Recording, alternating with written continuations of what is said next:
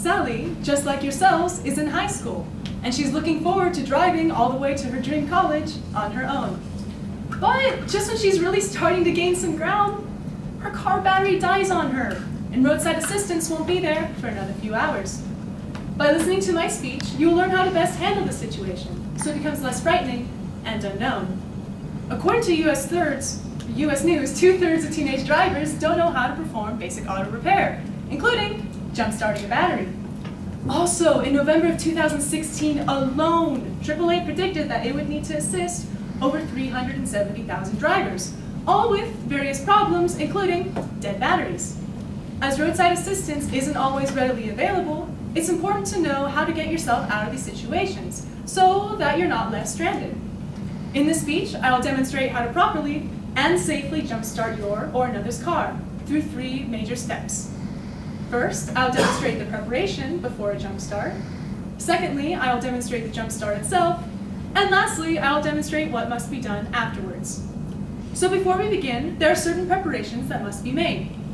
The journalist Jonathan Hawley wrote for the Sydney Morning Herald that if your battery case is cracked like this, then under no circumstances should you initiate a jumpstart, as doing so can cause an explosion of acid and lead every which way, and we don't want that.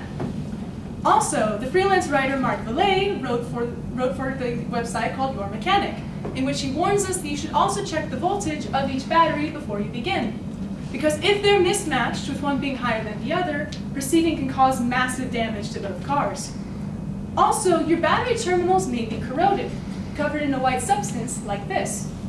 This decreases the conductivity of your battery and can make a jump start very difficult.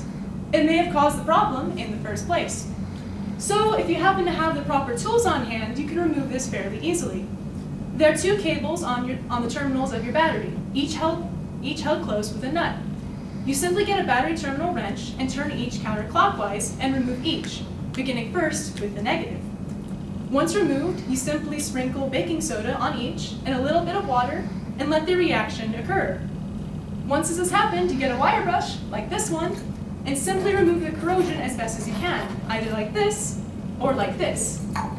So, now that your battery terminals are squeaky clean, it is time to also position the cars. You want them as close as possible so that the cables can reach between each other. Ideally, you want to park the live car in front of the dead one nose to nose, but don't let them touch.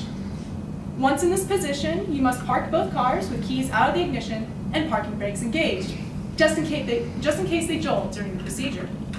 You'll also want to turn off and unplug all electronic appliances, such as cell phone chargers, just in case they short out. So, now that our cars are in the proper position, it is time to hook them up. Jonathan Hawley wrote a different article for The Age that describes this in a few simple steps. When dealing with jump starting, there are 2 cables you must know, one being positive, or red, and one being negative, or black. And there are corresponding terminals for each on either battery. First, we'll begin with the positive on our dead car. We simply clamp it to the corresponding positive terminal, and then we go to do the same on our live car. The do-it-yourself editor of Popular Mechanics, Timothy Dahl, would like to remind us that once these clamps are engaged, we should not let them touch. This especially becomes important later on, as doing so can cause sparks to occur. We then move on to our negative, beginning first with our live battery, and while it may be tempting to clamp this onto our dead battery's terminal, Dahl actually recommends that instead we clamp it to the ground. This is a bare, unpainted metal surface, like you can find on your engine. By doing this, you're avoiding causing sparks that may ignite gaseous emissions coming from your dead battery. So instead of clamping it to the terminal, we clamp it to the ground instead. So now that both cars are hooked up, you first begin by starting the live car and waiting 3 to 5 minutes to give the dead car just a little bit of a chance to get a charge. After this time has passed, you then attempt to start the dead car as many tries as it takes. However, though, if the cabin lights of a dead car turn on, but the engine just won't roll over, then your problem wasn't the battery after all, and you may need to call a tow truck.